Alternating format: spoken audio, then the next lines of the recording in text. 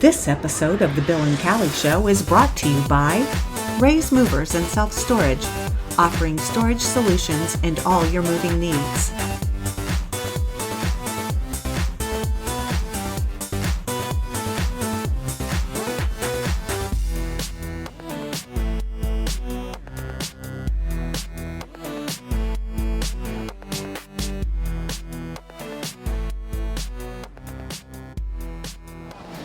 Hi everybody, welcome. Today we are coming to you from the Lake County Fair right here in Crown Point, Indiana, and we are with Tim Ferguson, who runs the Wildlife Educational Exhibits of Northwest Indiana. And Tim, I'm going to just turn it over to you to go through some of these amazing animals that you take to schools and organizations and share your passion for wildlife and conservation in Northwest Indiana. All right, thank you very much. Thank you. As you can see, what we do is we take different animal mounts and bird mounts and fish and skulls and that to schools and parks and organizations to educate mainly kids, but we also educate the adults on what we have in the state of Indiana. We travel everywhere from northern Indiana. We've gone all the way down to southern Indiana with this. We've gone to different parks. We've gone to Spring Mills State Park. We're going to be going to Whitewater State Park soon. Again, we are over here right now for next week. We're going to be here at Lake County Fair. As you can see right here on the right, we'll start with Rusty, our coyote. A lot of these animals have been trapped, hunted, or other hunters hunted them, or they were donated to us for the exhibit. We have Rusty, then we have a wild boar. In the state of Indiana, we have wild boars and black bears still in the southern Indiana. We used to have bears around Michigan City and Chesterton just about 5 years ago, but no longer. But they were spotted down in southern Indiana now. Up front, we have two beavers. We have Bruce, our black beaver. He's been in our exhibits for over 3 years now. But Bruce last year. And our new member is Miss Rose. My granddaughter named her. This beaver weighed in at 69 pounds. The black beaver weighed in at about 35 pounds, which is an average adult weight. Then we have Cal. Cal, you got to turn around here and say hi to everybody. He is a North American mink. He is an extra large mink. We find him all over the place around waterways, rivers, streams, ponds. A lot of chicken farmers have issues with minks because they will go in and go after their chickens. The Kankakee River now has river otters. This is a river otter. They're around the Kankakee River now. I've been hearing they are around the Grand Calumet. Back in the back, we have a badger, the white face animal back there. He's been spotted around the Kankakee River. Easy way to find a badger hole is they're mainly shaped like a capital D when you spot their den. They're very aggressive and dangerous. Up on top, we do have Roger, our raccoon. He came from a lady's farm around LaPorte. She has a bunch of other raccoons about the same size. And it looks like he's been raised on a farm, very well fed. Oh, yes. Right below him, below his tail, is muskrat. That's Muskie, the muskrat. He was out of the Lower Calumet River. And below him, this one was donated to us. He was trapped in another state, but we do have bobcats. That's Bobby, our bobcat. You can find them in Dyer, Sherrville, Griffith, Lowell, basically almost every part of the state now. They were talking about opening up a trapping season for bobcats, but it hasn't been done yet. Then on the left side of the raccoon, we do have my wife's favorite, the possum. Myself personally, I'd rather have possums because they eat a lot of ticks. Really? So that's interesting. I did not know that. they eat about 2,500 ticks a year.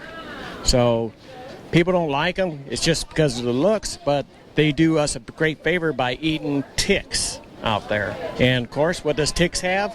Lyme disease. Exactly. So you want to see more possums so you don't get Lyme disease. Then we have Foxy Lady here. She came out of Griffith. Matter of fact, at one of my clubs I belong to, Lake County Fish and Game, they were having issues with beaver, but he came out, got into one of my traps. Then we have a deer antler set. That came from a deer out in Cherville. The one side, I like that one because the way that antler on the tine on that one side, he must have broke it sometime during the year and it healed over, but it healed over pointed downwards. And then below that, this is a baby fawn. He was stillborn. He came, I had a call for a road hit back in May of 2018, and the fawn had, the doe had 2 babies in it, and they were both stillborn. So I got this one mounted for education purposes so people can see what a baby looks like before it's born. They can check out what the hooves look like on a baby compared to what it looks like on the adult. Then next to him is Bucky, our buck deer. We allow the people when we go to parks and that, they can we let them touch all the furry animals when we go to schools and that. So they can feel and touch what a coyote feels like and a bear feels like without getting bit. Right. So I tell them this is the only place you are allowed to touch these animals. You don't touch them out in the wild. Then right behind the Foxy Lady, we have our gray squirrel. That's Rocky. And in front of him, we do have black squirrels in northwest Indiana now. I spotted one 3 years ago on north of Ridge Road on Indianapolis Boulevard. They've been spotted a lot in the Munster area. And right behind him is a groundhog. He's a small groundhog, but if you can see the back of him, he's got a little white area. He was hit by a car, but he was still alive when I spotted him, so I put him down because of... Well, that's humane. Exactly. Don't want him to suffer. Then behind him, we do have Stinky, our skunk. If Stinky's looking at you, he's fine. But if he's turned away from you and his tail goes up, run away. They can spray about around 20 feet. So at least try to get 20 feet or more past him in order to get away from that spray. Oh, yes. Then we have Bugs, our rabbit. That's a common rabbit for our area. Then we have, then back here, probably have to go around my sign, eastern box turtle shell, and we have a snapping turtle shell. And if you look back there, we do have snapping turtles back there. And I believe that is from Terry DeVries. I rescued a snapping turtle earlier this year crossing Old Kennedy on its way during breeding season, We get them right where I live in Griffith. The past 4 years, every year about the same time, we have a female going from the wet area, crossing the street to the dry area to lay its eggs. So this year we already did that. My neighbor and me, we seen it crossing the road, and people are driving around them. So we very safely go out there, pick them up by the tail, but you also have to be very careful because they can bring their head way out and backwards. Yes, so you got to make sure you don't get yourself bit. And the other clubs we have here that they do a lot of conservation and education we have Lake County Fish and Game Protection Service. Then we have the Griffith chapter of the Isaac Walton League. And on the other side of them, behind this other tree, we have Cedar Lake Fish and Game Club. They all do a lot of outdoor education and conservation. They do a lot of things for outdoors. We have Terry DeVries. He's also he's also part of the Lake County Conservation Commission. Okay. Hello, my name is Terry DeVries. I'm in charge of the Conservation Building Lake County Fair, and we always have a real good time here during the fair. We have our building is about little kids, and we have places for them to go fishing and such like that, and we just have a great day. Teach them conservation. All right, and then we also have, if we go back there, we to show you about the fishing, what they do. The fishing building was just rebuilt by the Lake County Agricultural Society. The pond is full of catfish. We do this, they do this every year. They'll bring a couple hundred catfish in for the kids and some adults to go ahead and fish. The kids earlier, they were catching them left and right and just having a great time. Everything that they raise here goes back to each of the conservation clubs for funding. Now behind us, we do have Jack. He is part of the Lake County Fish and Game Protection Service. Lake County Fish and Game Protection. Lake County Fish and Game Protective Association. We're all about conservation, getting the kids outdoors. All right, and what time? When did you all get there in Griffith? I think it was back in the late 90s, early 2000, wasn't it? I think so.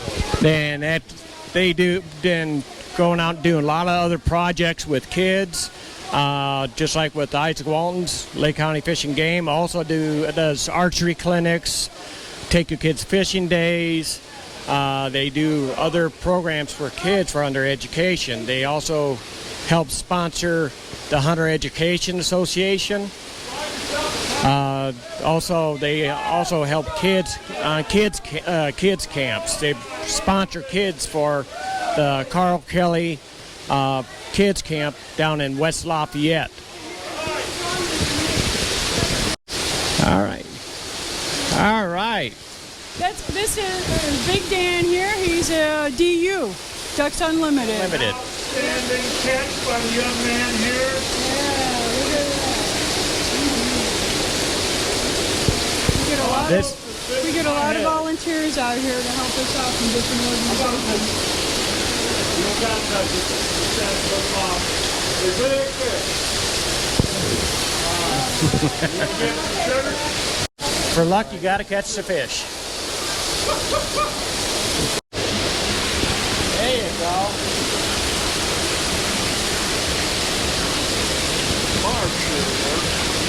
You want a picture?